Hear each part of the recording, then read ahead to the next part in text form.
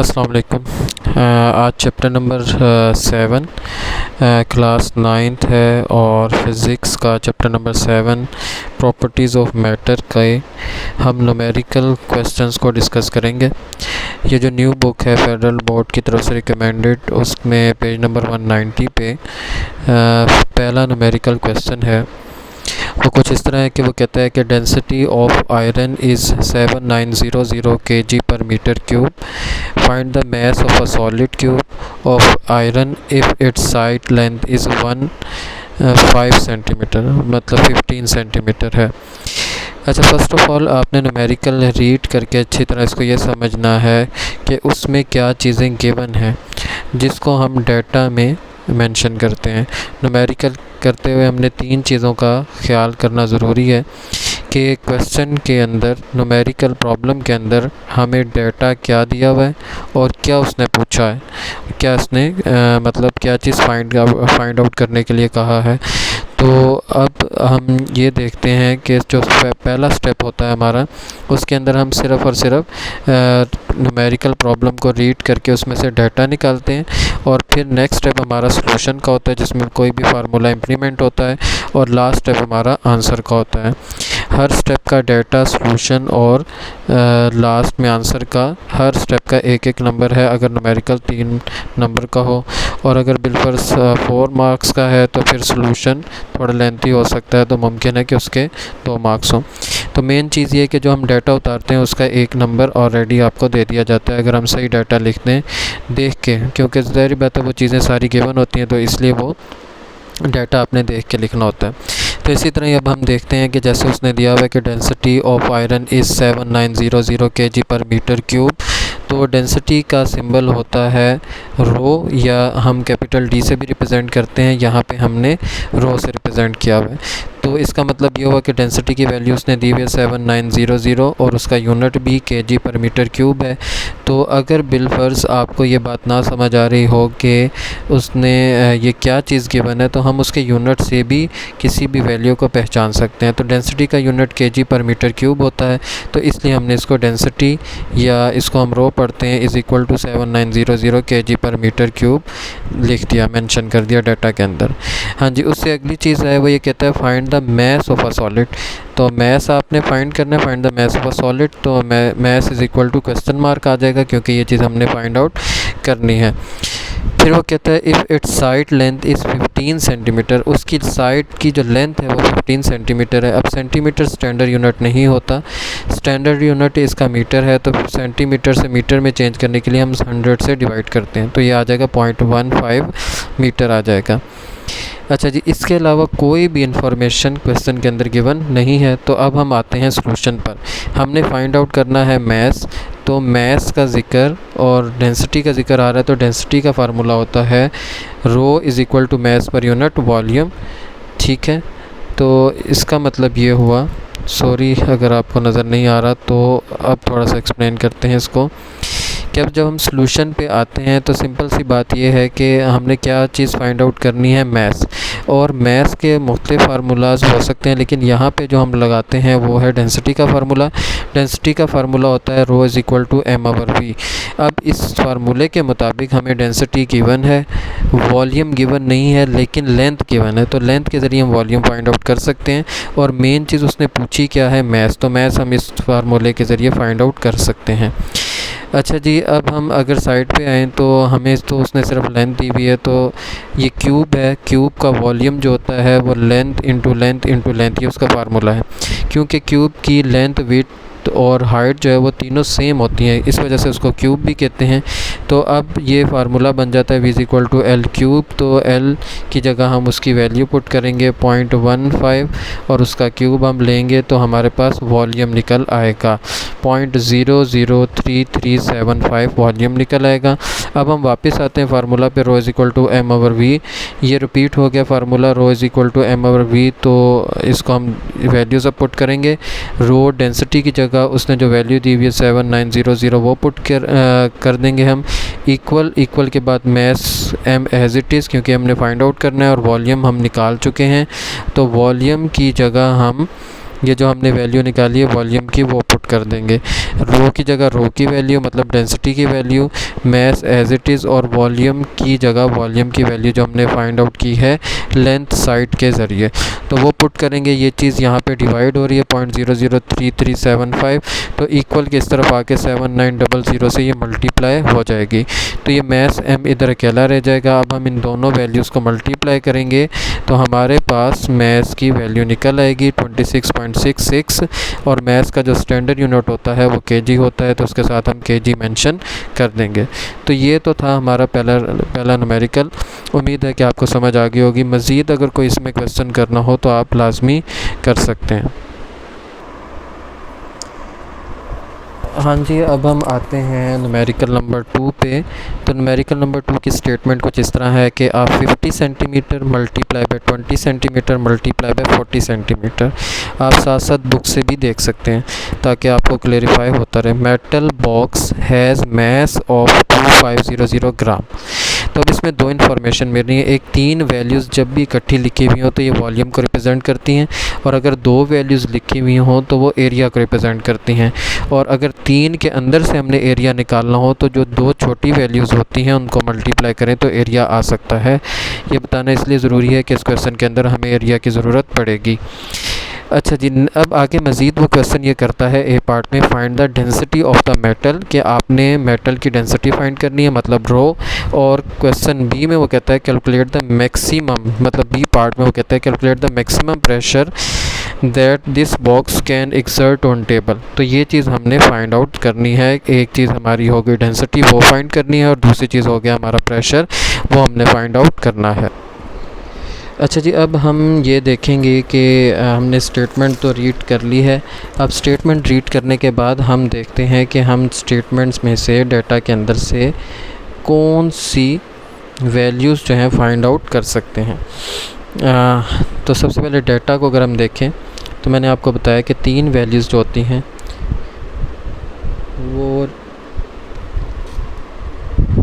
वो रिप्रेजेंट करती हैं वॉल्यूम को। तो 50 centimetre multiply by 20 centimetre multiply by 40 centimetre, तो ये तो हो गया वॉल्यूम को रिप्रेजेंट करना। वी लिखेंगे as it is equal to, तीनों वैल्यूज़ को मल्टीप्लाई किया 40,000, और सेंटीमीटर सेंटीमीटर सेंटीमीटर 3 टाइम आ रहा है तो हम इसको सेंटीमीटर क्यूब लिख सकते हैं। उसके बाद we volume as it is equal to, अब सेंटीमीटर क्यूब से हमने स्टैंडर्ड यूनिट मीटर क्यूब में जाना है, तो जहाँ पे हम सेंटीमीटर से जब मीटर में चेंज करते हैं तो 100 से डिवाइड करते हैं, लेकिन अब जब सेंटीमीटर क्यूब की बात है तो हम 100 के क्यूब से डिवाइड करेंगे ताकि वो पूरी की पूरी वैल्यूज़ कन्वर्ट कर सकें। तो ये आ जाएगा 0.04 मीटर क्यूब वॉल्यूम हमारा। उसके अलावा उसने क्वेश्चन के अंदर हमें क्या चीज़ गिवन दी हुई है, वो ये है कि उसने हमें मेंशन किया था मैस, सेकंड चीज़। तो मैस इज़ इक्वल टू 2500 ग्राम। अब ये भी स्टैंडर्ड यूनिट नहीं है, स्टैंडर्ड यूनिट इसका केजी होता है। तो केजी में कन्वर्ट करने के लिए ग्राम को हम 1000 से क्या करते हैं, डिवाइड करते हैं। तो वो हमने 1000 से इसको डिवाइड किया, 1000 से डिवाइड करेंगे तो 2.5 केजी आ जाएगा। अच्छा जी, ये तो आ गया मैस, क्योंकि मैस को भी स्टैंडर्ड यूनिट में कन्वर्ट कर लिया और वॉल्यूम को भी स्टैंडर्ड यूनिट में कन्वर्ट कर लिया। अब आ गई बात सेकंड के, वो कहता है कि find the density of metal. तो ए पार्ट में डेंसिटी से मुराद rho is equal to question mark, rho density को रिप्रेजेंट करता है।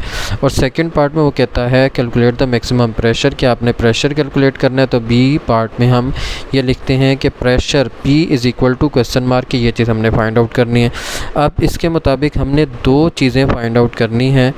तो अब हम आते हैं डायरेक्ट नेक्स्ट स्टेप जो हम होता है हम डाटा के बाद सॉल्यूशन पे। अच्छा जी, सोल्यूशन में अगर हम देखें तो जब हमने डेंसिटी फाइंड आउट करनी हो तो डेंसिटी का फार्मूला क्या होता है, rho is equal to mass per unit volume, mass ऊपर वॉल्यूम नीचे। अब मैस कितना दिया हुआ है हमें 2.5 kg, और वॉल्यूम हमें कितना दिया हुआ है 0.04 वैल्यू हमें दी हुई है। तो हम मैस की जगह और वॉल्यूम की जगह ये दोनों वैल्यूज़ पुट करेंगे ऊपर नीचे और इनको डिवाइड करेंगे तो हमारे लिए डेंसिटी निकल आएगी 62.5 kg पर मीटर क्यूब।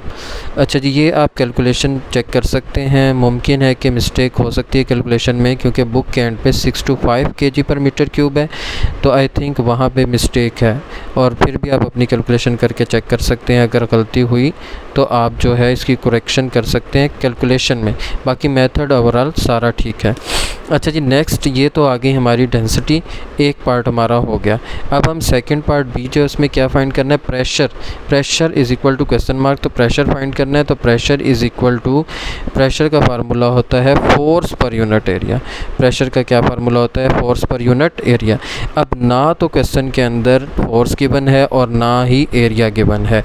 ऐसी सूरत में अब हम क्या करेंगे, अब हम देखते हैं कि क्या फ़ोर्स किसी भी सूरत में फाइंड आउट हो सकती है। हाँ जी, हो सकती है। क्यों? क्योंकि फ़ोर्स इक्वल होता है वेट के, वेट का फार्मूला होता है mg के, फिर इक्वल डाल के हम मैस की वैल्यू लिखेंगे और g की वैल्यू लिखेंगे 10 या 9.8 भी आप यूज़ कर सकते हो, क्योंकि न्यू बुक में 9.8 यूज़ कर रहे हैं। बहरहाल हम 10 यूज़ इसलिए करते हैं कि हमारे लिए कैलकुलेशन में आसानी हो, तो आप भी 10 यूज़ कर लो तो कोई मसला नहीं है। तो 2.5 को 10 से मल्टीप्लाई किया तो ये आपका आ जाएगा 25 न्यूटन आ जाएगा। तो फोर्स तो हमारी फाइंड आउट हो गई। इसी तरह एरिया भी अगर हम निकालने में कामयाब हो जाएं तो हम प्रेशर जो क्वेश्चन में उसने मांगा है कि ये फाइंड करें तो हम निकाल सकते हैं। अब एरिया का ये जो मैंने ऊपर आपको टॉप में स्टार्ट में ही जब स्टेटमेंट रीड कर रहे थे तो मैंने आपको बताया कि एरिया बराबर होता है, इक्वल होता है 20 × 40। क्यों लिखा? क्योंकि जो भी स्टेटमेंट हमें जो भी वैल्यूज़ 3 इकट्ठी दी हुई हों उसमें जो बड़ी वैल्यू होती है उसको छोड़ के बाकी दो जो छोटी वैल्यूज़ होती हैं वो आपकी लेंथ और विड्थ को आइडेंटिफाई कर रही होती हैं। तो इसलिए हम छोटी दो वैल्यूज़ ले रही 20 और 40। 50 को छोड़ दिया तो 20 और 40 को मल्टीप्लाई किया तो एरिया हमारा आ जाएगा 800 सेंटीमीटर स्क्वायर। क्योंकि वैल्यूज़ हमें किस में गिवन थी, सेंटीमीटर में। आप क्वेश्चन के स्टार्ट में देख सकते हो 50 सेंटीमीटर, 20 सेंटीमीटर, 40 सेंटीमीटर। तो उन दो वैल्यूज़ को मल्टीप्लाई करके 800 आ गया और सेंटीमीटर से सेंटीमीटर स्क्वायर हो गया। अब सेंटीमीटर स्क्वायर भी स्टैंडर्ड यूनिट नहीं है, तो अब हम इसको भी चेंज करेंगे यहाँ पे। तो हम क्या करेंगे, 800 को 100 के स्क्वायर से डिवाइड करें तो सेंटीमीटर स्क्वायर में कन्वर्ट हो जाता है। तो ये आ जाएगा हमारा आंसर 0.08 मीटर स्क्वायर। अच्छा, ये तो आंसर नहीं, ये भी हमारा एरिया आया है। असल चीज़ हमने फाइंड करनी है प्रेशर। तो प्रेशर के लिए फार्मूला तो फोर्स ओवर एरिया। फोर्स हमने निकाल ली इस मेथड से, तो उसकी जगह हमने 25 लिख दिया, और एरिया निकाल लिया हमने इस मेथड से, वो आ गया 0.08। तो फोर्स और एरिया की वैल्यूज़ लिख के इनको डिवाइड किया तो ये हमारा प्रेशर आ जाएगा 312.5 न्यूटन मीटर स्क्वायर, या इसका यूनिट हम पास्कल भी यूज़ कर सकते हैं। हाँ जी, अब हम करते हैं क्वेश्चन नंबर 3 न्यूमेरिकल्स का। तो न्यूमेरिकल का क्वेश्चन नंबर 3 इस तरह है कि water column in a beaker is 70 centimetre. Water column का मतलब है कि डाटा के अंदर हम उसको height h is equal to लिख सकते हैं, कितनी है, 70 सेंटीमीटर। तो 70 सेंटीमीटर लिखने के बाद हम सेंटीमीटर को स्टैंडर्ड यूनिट मीटर में कन्वर्ट करेंगे, जिसके लिए हमें उसे 100 से डिवाइड करना पड़ेगा। डिवाइड किया तो ये आंसर आ जाएगा, हाइट आ जाएगी 0.7 मीटर आ जाएगी। नेक्स्ट वो कहता है find the pressure of a water. Pressure तो P is equal to question mark, क्योंकि ये फाइंड करना है। इन अ बीकर में आगे ब्रैकेट के अंदर उसने मेंशन किया है density of water is equal to 1000 kg per metre cube. एक बात याद रखना कि इसमें मुमकिन है कि वो आपको डेंसिटी ऑफ वाटर ना दे, क्योंकि ये ब्रैकेट में लिखने का मकसद है कि ये नॉन वैल्यू है, आपको याद होनी चाहिए। बहरहाल उसने खुद मेंशन कर दी डेंसिटी ऑफ वाटर, तो डेंसिटी ऑफ वाटर को रो से रिप्रेजेंट करेंगे और उसकी वैल्यू कितनी बताई हुई है, 1000 kg पर मीटर क्यूब। तो बहरहाल आप ये भी याद रखो कि वाटर का जिक्र आए तो वाटर की density 1000 kg per metre cube होती है। हम अब आ जाते हैं, क्योंकि इसके अलावा कोई क्वेश्चन के अंदर बात नहीं बताई हुई सॉल्यूशन पे। तो सॉल्यूशन में अगर हम गौर करें तो सॉल्यूशन में हमने निकालना था प्रेशर निकालने के लिए प्रेशर के मुख्तलिफ फार्मूलाज हैं। अभी हमने पढ़ा फोर्स पर यूनिट एरिया, लेकिन वो यहाँ पे हम इम्प्लीमेंट नहीं कर सकते। एरिया नहीं है, फोर्स नहीं है, और किसी भी तरीके से फाइंड आउट करना भी उसको थोड़ा सा मुश्किल है। तो आसान तरीका ये है कि P is equal to rho g h, क्योंकि जब भी कोई चीज़ लिक्विड के अंदर मौजूद हो तो उसके लिए हम ये फार्मूला अप्लाई कर सकते हैं, रो जी एच। तो अब रो डेंसिटी की वैल्यू 1000 है, जी की वैल्यू 10 या 9.8 यूज़ कर सकते हैं और एच की वैल्यू 0.7 है। तीनों को मल्टीप्लाई करें तो 7000 आ जाता है। उसका यूनिट पास्कल या न्यूटन पर मीटर स्क्वायर आप लिख सकते हैं। अब पीछे आंसर यूँ दिया हुआ है इसका कि पॉइंट अगर हम यहाँ से यहाँ पे शिफ्ट करें तो 3 के ऊपर से होकर आएगा, तो साइंटिफिक नोटेशन के मुताबिक 7 × 10⁻³ भी लिख सकते हैं और पास्कल। तो ये आपका आंसर आ गया। मज़ीद अगर कोई इसमें बात समझ ना आई हो तो आप क्वेश्चन कर सकते हो। अच्छा जी, अब है question number 4। In a force multiplier smaller piston has diameter of 15 centimetre. अब स्मॉल पिस्टन की बात बात आ रही है या फोर्स मल्टीप्लायर की जब भी बात आ रही हो तो ये पास्कल लॉ का यूज़ हो सकता है, जिसका फार्मूला F1/A1 = F2/A2 होता है, जो इसकी एप्लीकेशंस थी उसके मुताबिक। बहरहाल हम आगे चलते हैं। तो small piston has diameter of 50 centimetre, तो वो डाटा के अंदर मैंने ये मेंशन किया 15 सेंटीमीटर। 15 सेंटीमीटर स्टैंडर्ड यूनिट नहीं मीटर है। 100 से डिवाइड करेंगे तो 0.15 मीटर आ जाएगा। हाँ जी, नेक्स्ट चीज़ वही कहता है कि and a large piston has diameter of 30 centimetre, और जो बड़ा पिस्टन है उसका डायमीटर 30 सेंटीमीटर है। अब बड़े पिस्टन के डायमीटर को हम कैपिटल D से रिप्रेजेंट करते हैं ताकि फ़र्क रहे, मिस्टेक ना हो।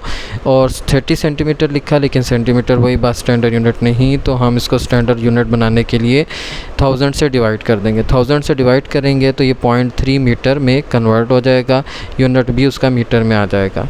फिर उसके बाद नेक्स्ट वो कहता है if 250 Newton force is applied on the small piston. Small piston पे 250 न्यूटन फोर्स अप्लाई हो रही है, तो इसका मतलब F1 = 250 न्यूटन है। उसके बाद वो नेक्स्ट ये कहता है on the small piston then how much force will be produce on the large piston. Large piston पर हम कितनी फोर्स लगा रहे हैं, तो लार्ज पिस्टन पे जो फोर्स लगती है उसको हम F2 से रिप्रेजेंट करते हैं, तो इसका मतलब F2 = ये हमने फाइंड आउट करना है। अच्छा जी, अब आ जाते हैं नीचे हम सोल्यूशन पे। तो सोल्यूशन के अंदर अगर हम गौर से देखें तो पास्कल लॉ का फार्मूला इंतहाई सिंपल है, F1/A1 = F2/A2 है।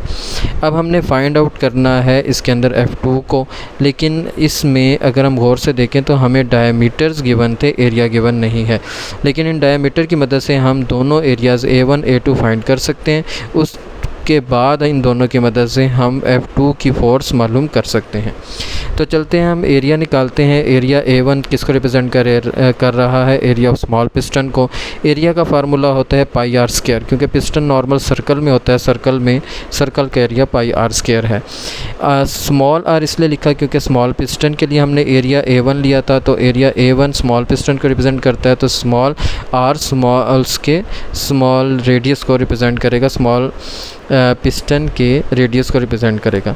अब इसमें A1 as it is πb as it is. r को हम d/2 लिख सकते हैं, क्योंकि जो रेडियस होता है वो किसी भी सर्कल के अंदर हो तो उस का रेडियस उसके डायमीटर के हाफ के बराबर होता है। तो यहाँ पे स्मॉल d/2 लिखने का मकसद diameter of a small piston of area A1 का है। तो अब d/2 लिख देंगे तो डायमीटर को 2 हिस्सों में डिवाइड करें तो रेडियस आ जाता है। तो ये लिखने का मकसद ये है कि हमें डायमीटर गिवन था, ऊपर बताया था डाटा के अंदर आपको। तो A1 = π d/2 का स्क्वायर π की जगह 3.14 वैल्यू आ जाएगी, इनटू d की जगह आपकी वैल्यू आ जाएगी 0.155 आ जाएगा, /2 आ जाएगा। 3.14 × 1.5 का स्क्वायर /2। ये जब हम लिखेंगे मल्टीप्लाई स्केयर लेंगे पहले इन वैल्यूज़ का, 0.15 को 2 से डिवाइड करने के बाद उसका स्केयर लेंगे, स्केयर लेके जो वैल्यू आएगी 3.14 से मल्टीप्लाई करेंगे, तो एरिया आपका A1 आ जाएगा 0.0177 मीटर स्केयर आ जाएगा। उसके बाद एरिया A2 है, एरिया ऑफ लार्ज पिस्टन, हमने इसको नीचे मेंशन कर दिया ताकि मिस्टेक ना हो। अब एरिया ऑफ लार्ज पिस्टन है तो A2 = πr² है, जब पहले भी r² था लेकिन अब ये कैपिटल R² है। क्यों? क्योंकि फ़र्क करने के लिए, डिफ्रेंशिएट हो ताकि मिस्टेक ना हो, तो ये किसको रिप्रेजेंट कर रहा है, बड़े एरिया के पिस्टन के रेडियस को रिप्रेजेंट कर रहा है। अब रेडियस हमें गिवन नहीं है, तो रेडियस गिवन नहीं है तो फिर हम यूज़ करते हैं d/2। तो रेडियस किसके बराबर होता है, डायमीटर के हाफ़ के बराबर होता है। तो डायमीटर के हाफ़ d/2 लिख के उसका भी हम स्क्वायर लेंगे क्योंकि रेडियस के ऊपर स्क्वायर है। उसके बाद पाई की वैल्यू 3.14 वो पुट की, डी की वैल्यू 0.3 है, डिवाइडेड बाई 2 का स्क्वायर है, तो स्क्वायर लेके डिवाइड करके स्क्वायर लेके हम 3.14 से मल्टीप्लाई करें तो आपका ये आंसर आ जाएगा 0.0707 मीटर स्क्वायर आ जाएगा। अब हम ज़रा वापस आते हैं कि जो मेन मकसद हमारा था, पास्कल लॉ हमने अप्लाई किया, F1/A1 is equal to F2/A2। अब F1 हमें गिवन है, फोर्स 1 है, 250 न्यूटन है।